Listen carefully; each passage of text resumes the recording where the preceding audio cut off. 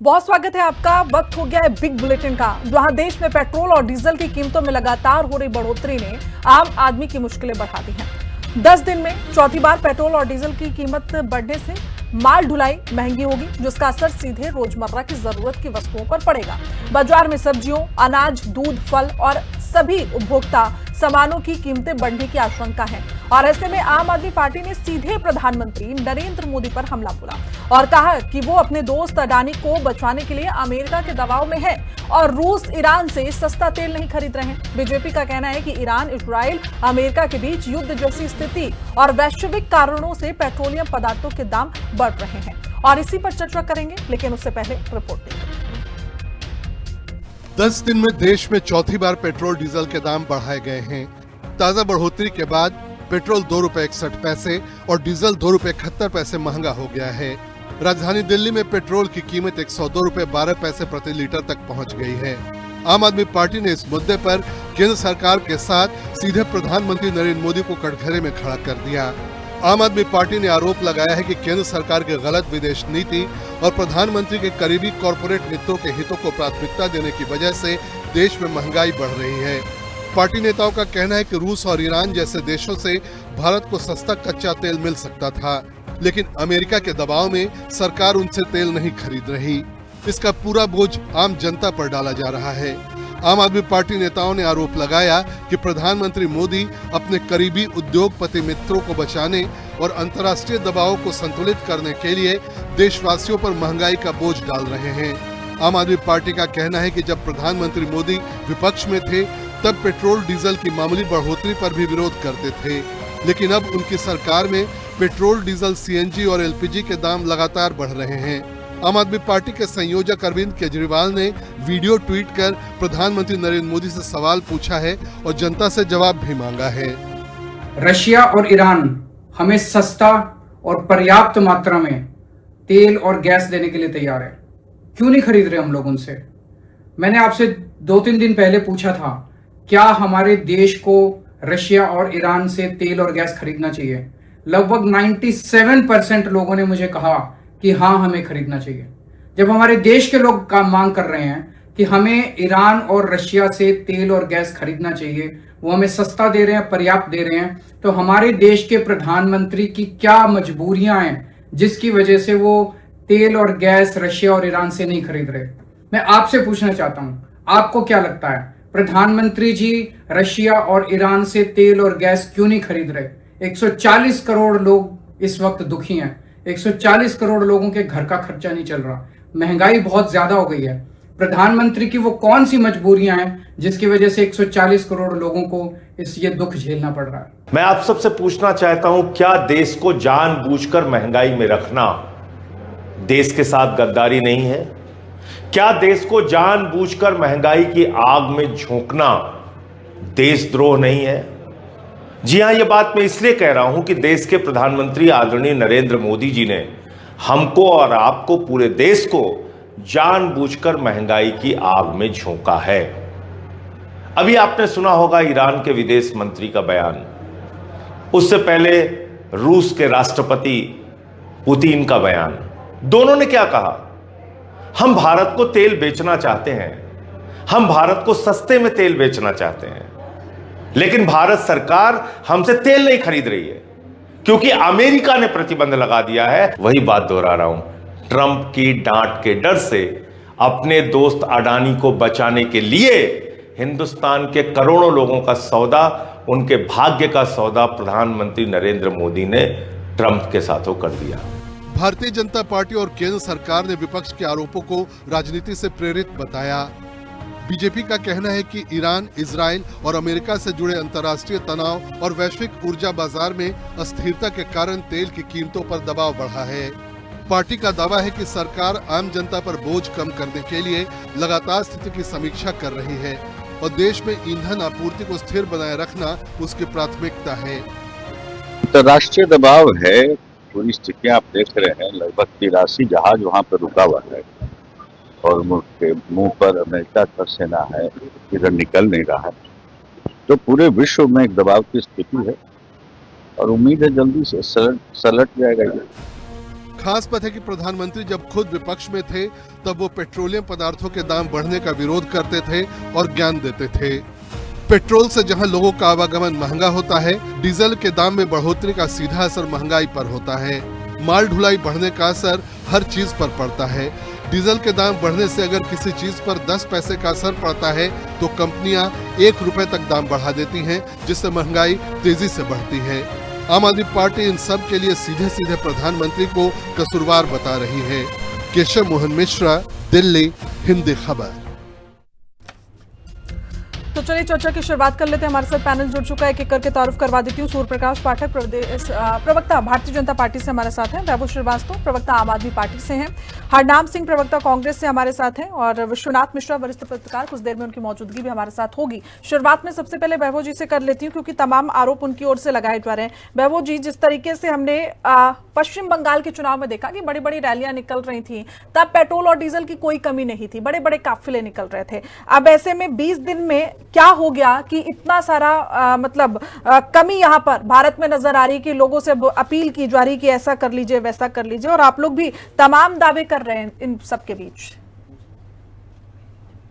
जी श्रेया जी, मैं अपनी बात शुरू करने के लिए बहुत तथ्यात्मक और बहुत सरल चीज बोलूंगा जिससे कि सारी जनता को समझ में आ जाए। एक आकलन कर लेते हैं कि आज के दिन जहां हम बैठे हैं मई 2026 में और मई 2014 में, जिसमें आदरणीय प्रधानमंत्री नरेंद्र मोदी जी ने शपथ ली थी।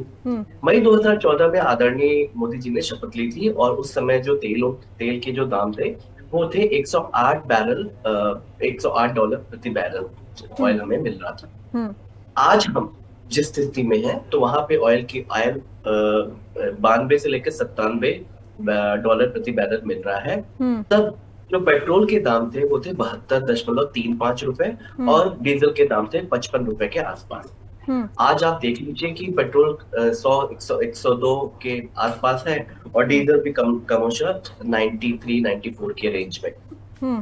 तो एक सरल सी मैथमेटिक्स जो आम रास्ते में चलता हुआ आदमी पूछ रहा है भारत सरकार से कि जो तेल के दाम थे तब आज के दाम से भी ज्यादा थे, और जब आपने सरकार ग्रहण की थी तो वो तेल के दाम इतने अप्रत्याशित रूप से क्यों बढ़े, और बार बार श्रेया जी लगातार तेल के दाम बढ़ते घटते हैं, कभी कभी 30 डॉलर प्रति बैरल पहुंचा है। तो वो सहूलियत जनता तक क्यों नहीं पहुंची?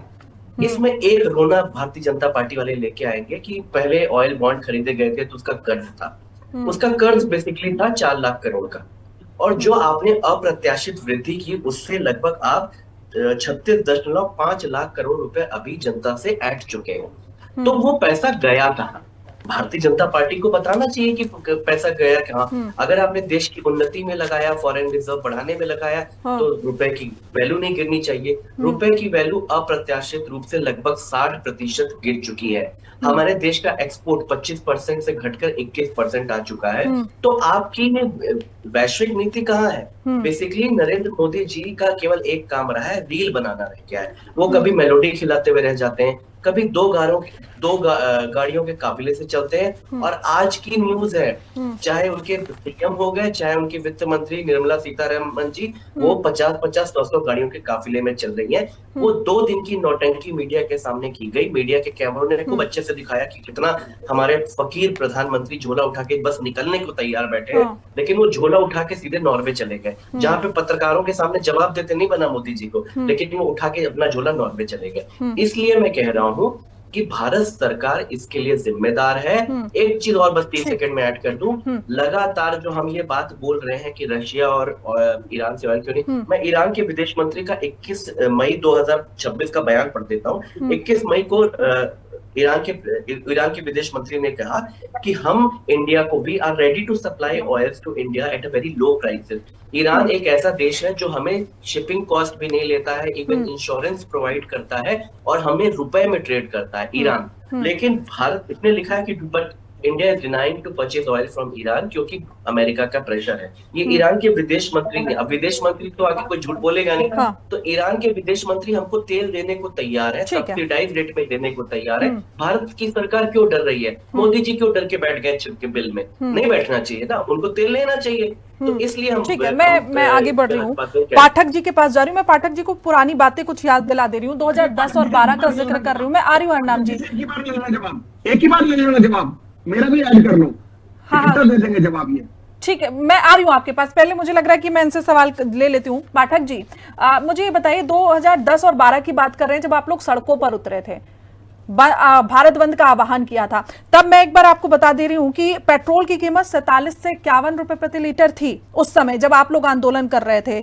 अब बढ़ के वो 102 रुपए 12 पैसे हो गई है, और डीजल की कीमत 35 से 40 प्रति लीटर थी, अब वो 92 रुपए 56 पैसे हो चुकी है। घरेलू एलपीजी जो कि 14 किलो का जो होता है वो 281 से 350 रुपए का था, अब वो हो गया है 913 का। मुझे बस इतना पूछना है आपसे, क्यों हुआ, कैसे हुआ, वो छोड़ दीजिए। आप लोग सड़कों पर थे, आप लोग बैलगाड़ी से चल रहे थे, प्रदर्शन कर रहे थे, साइकिल से चल रहे थे, अब आम जनता क्या करे? अब हमें क्या करना चाहिए? बस मुझे ये सवाल का जवाब दे दीजिए, बात खत्म।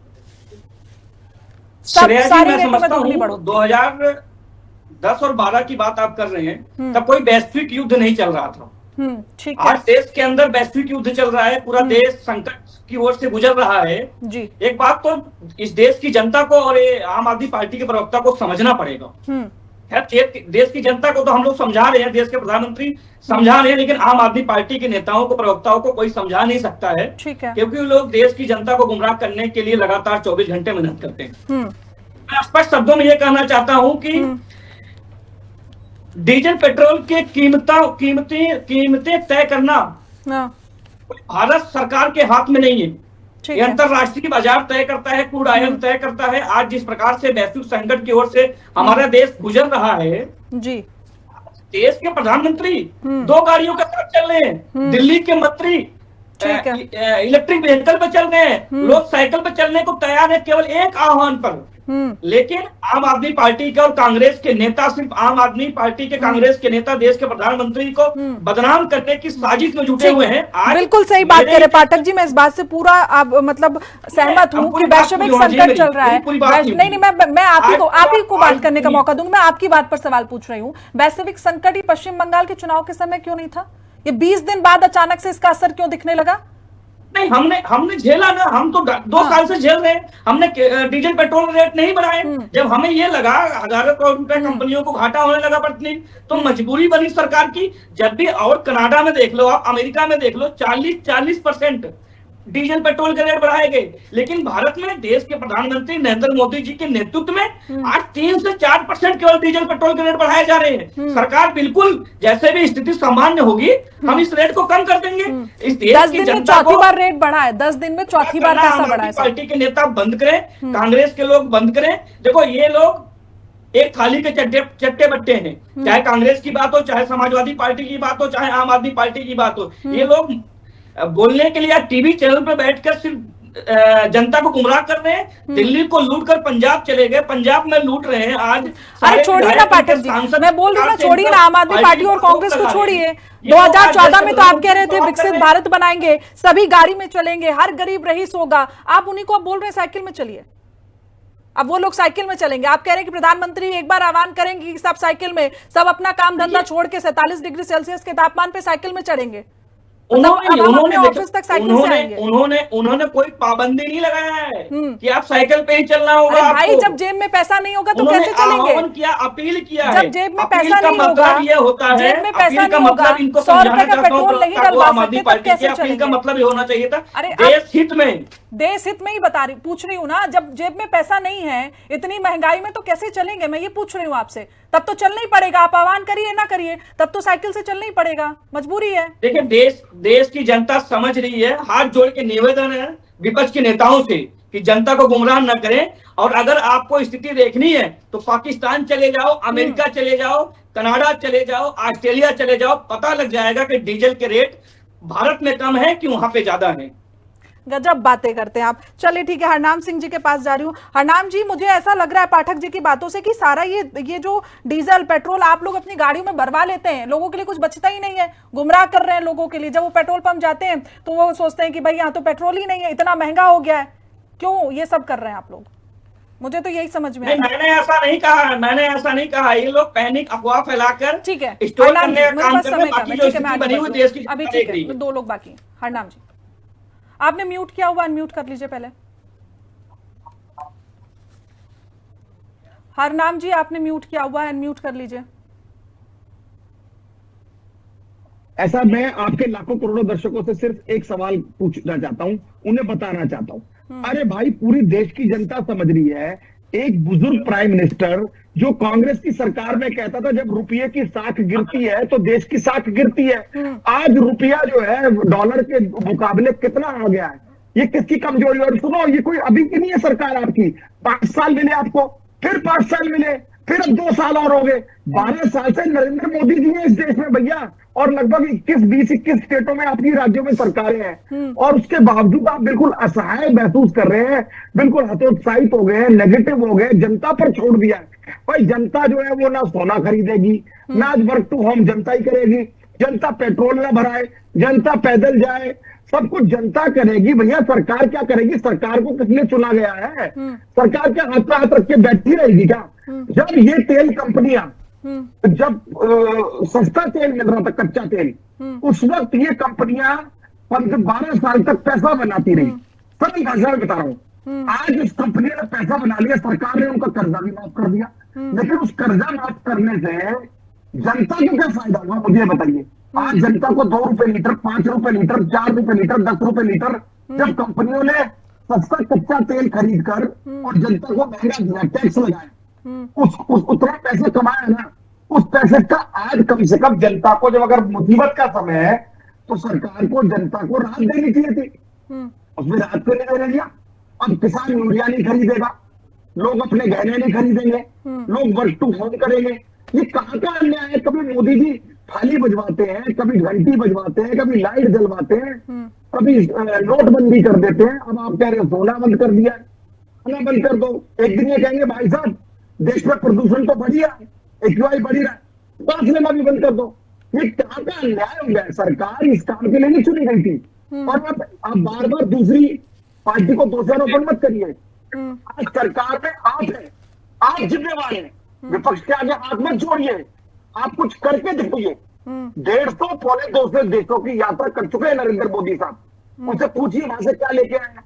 और सिंपल लॉजिक और सुन लीजिए 1 मिनट में, ईरान और मिडल ईस्ट और रशिया हमें सस्ता तेल दे रहा है, वहां से हम जल्दी तेल ला सकते हैं, लगभग 2 से 3 दिन में। हम वहां से तेल नहीं खरीद रहे, हम तेल खरीद रहे हैं वेनेजुएला और अमेरिका से। किस दबाव में?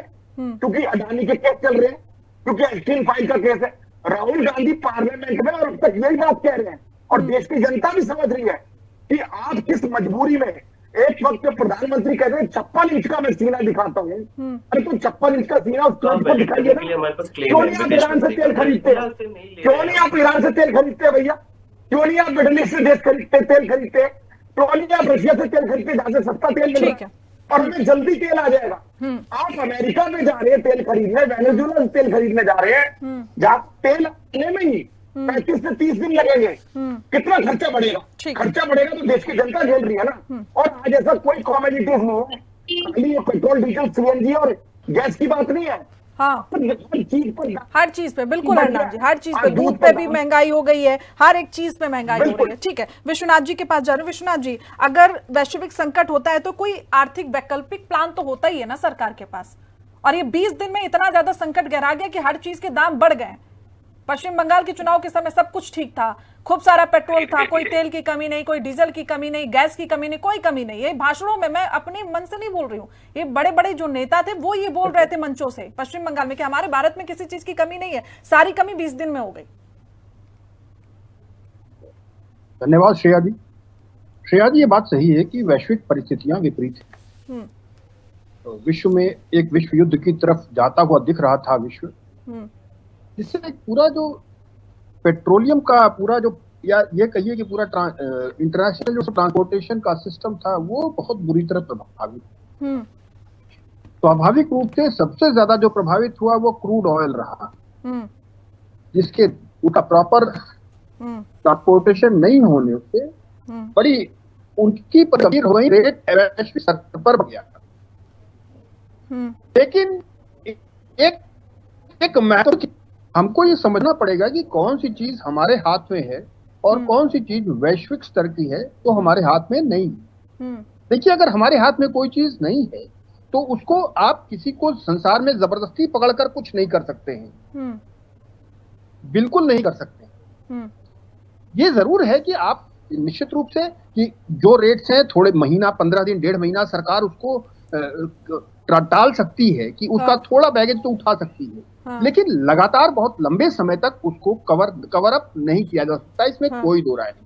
ये बात सही है कि चुनाव का टारगेट लेकर के, क्योंकि चुनाव था पश्चिम बंगाल में, वो भी एक विषय हो सकता है, इसलिए शायद सरकार ने थोड़ा सा लंबा टाला हो, उसका राजनीतिक लाभ लेने का प्रयास हो। लेकिन ग्राउंड रियलिटी ये है कि इस चीज को बहुत लंबा टाला नहीं जा सकता, क्योंकि बड़ा बैगेज है, वैश्विक स्तर पर इसकी बहुत कीमत बढ़ रही है और इसको किसी एक हैंड से कंपेंसेट कर पाना इस पेट्रोलियम प्रोडक्ट्स की कॉस्ट को संभव नहीं है।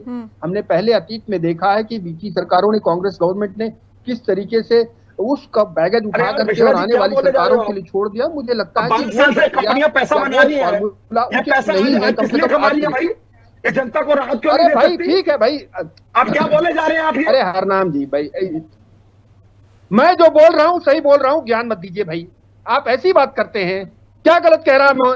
आप मुझे राहुल गांधी की तरह ज्ञानी है, इसलिए बार-बार आप राजनीति करिए लेकिन आती मत करिए। राजनीति नहीं कर रहे, मुझे बोलने का मेरा अधिकार मत छीनिए। जो कंपनियों ने तेल में माल बनाया है, राजनीति करिए, फायदा दे रहे हैं, राजनीति करिए। ठीक है विश्वनाथ जी, मेरा सवाल ही आपसे यही था, आपने सारी बात बता दी। मेरा सवाल ही आपसे ये था कि क्या कोई आर्थिक वैकल्पिक रास्ता नहीं होता है क्या सरकार के पास? कोई रास्ता तो होगा ना? बिल्कुल बिल्कुल। देखिए, फिर आप लोगों के सामने खुल के रखिए सारी बात। वो जो रास्ता है वो एट द मोस्ट महीना, 1.5 महीना चल सकता है, क्योंकि हमारा कंजम्पशन इतना ज्यादा है कि 1-1.5 महीने से ज्यादा आप उस वैकल्पिक व्यवस्था को नहीं कंटिन्यू कर सकते हैं। वो तो ठीक है विश्वनाथ जी, फिर बड़ी बातें मत करिए ना, साफ सीधा एक संदेश, फिर बड़ी बातें मत करिए। आगे बढ़ रही वैभव जी। अरे यार, ये कहां से आपने वो बोला दिया? मैं मेरी आवाज आ रही है? आ रही वैभव जी, अपनी बात रखें। हाँ, तो मैं ये दोनों क्लेम मैं विश्वनाथ जी की रिस्पेक्ट करता हूँ, लेकिन मैं बस विद ड्यू रिस्पेक्ट उनको बता दूं कि वो फैक्चुअली बहुत गलत हैं। जो भारतीय जनता पार्टी के जो सोशल मीडिया से प्रभावित होकर वो बोल रहे हैं, उन्होंने जहां भी सोर्स है, मैं ऑयल कंपनीज का सोर्स कोट करके बोल रहा हूँ कि इस समय ऑयल कंपनी के ऊपर कोई प्रेशर नहीं है। उनका जो भी ऑयल बॉन्ड्स का ऋण था 4 लाख करोड़ का, वो ऑलरेडी 2025 में माफ किया जा चुका है। मुझे मालूम है, मैं कह रहा हूँ, लेकिन वो फॉर्मूला मैंने केवल इतना कहा, वो फॉर्मूला नहीं था। सर एक मिनट कंप्लीट। दूसरी चीज कि ऑयल कंपनीज ने इस बार अरे सर मुझे कंप्लीट करने दीजिए। तो ऑयल कंपनीज ने जो इस साल फाइनेंशियल ईयर 2026 में लगभग 120.99% का अपना प्रॉफिट गेन किया है।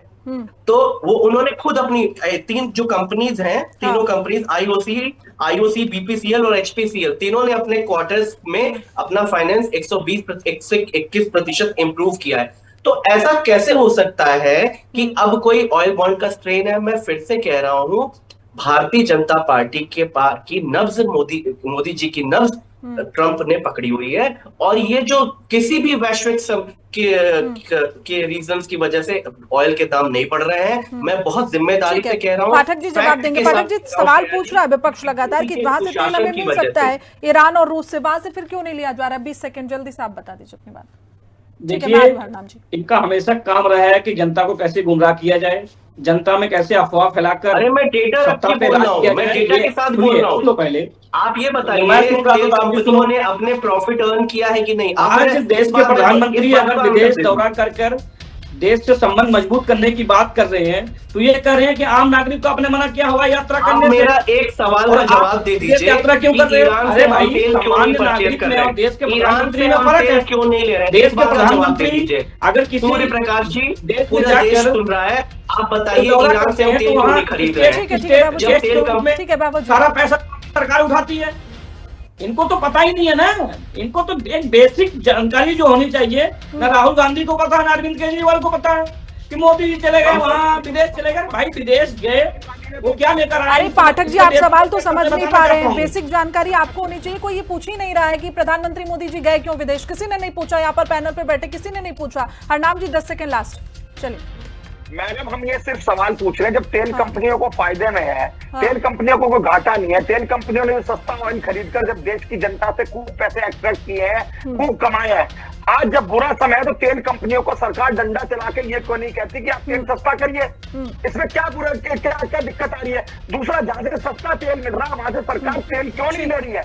मोदी जी क्यों डर रहे हैं? बिल्कुल, और सरकार की जिम्मेदारी है कि अगर इस तरीके से महंगाई लगातार बढ़ रही है, चुनाव के बाद फिलहाल ये दामों में बढ़ोतरी देखी जाती है, तो उसका भी कुछ ना कुछ इंतजाम करें। आप सत्ता में बैठे हुए हैं, लोगों की जेब पर सीधे असर पड़ रहा है, विपक्ष नहीं, ये आम जनता का सवाल है। मैं एक बार जाते जाते ये स्पष्ट कर देती हूँ पाठक साहब आपको। फिलहाल समय इतने की इजाजत देता, आप सब हमारे साथ जुड़े, बातचीत की, चर्चा में शामिल हुए, उसके लिए बहुत बहुत शुक्रिया। तो देखिए, लगातार जिस तरीके से पेट्रोल, डीजल और गैस की कीमतों में बढ़ोतरी हो रही है, जहां एक तरफ सरकार ये कह रही है कि विश्व संकट है और उसको लेकर यहां पर इस तरीके से जो दाम है वो बढ़ रहे हैं, लेकिन विपक्ष सीधे तौर पर निशाना साधती हुई नजर आ रही है कि अगर इतना ही संकट था तो पश्चिम बंगाल के चुनावों में बड़े बड़े काफिले क्यों निकाले जा रहे थे? अब सरकार आखिर इसका क्या जवाब देगी, वो देखने का विषय होगा। और देखना यह भी होगा कि महंगाई क्या इसी तरीके से आसमान छुएगी या फिर इसमें कोई कमी दर्ज की जाएगी। फिलहाल बुलेटिन में इतना ही, फौरन लौटूंगी कुछ और खबरों के साथ। तब तक के लिए बने रहिए हमारे साथ और देखते रहिए दी खबर। नमस्कार।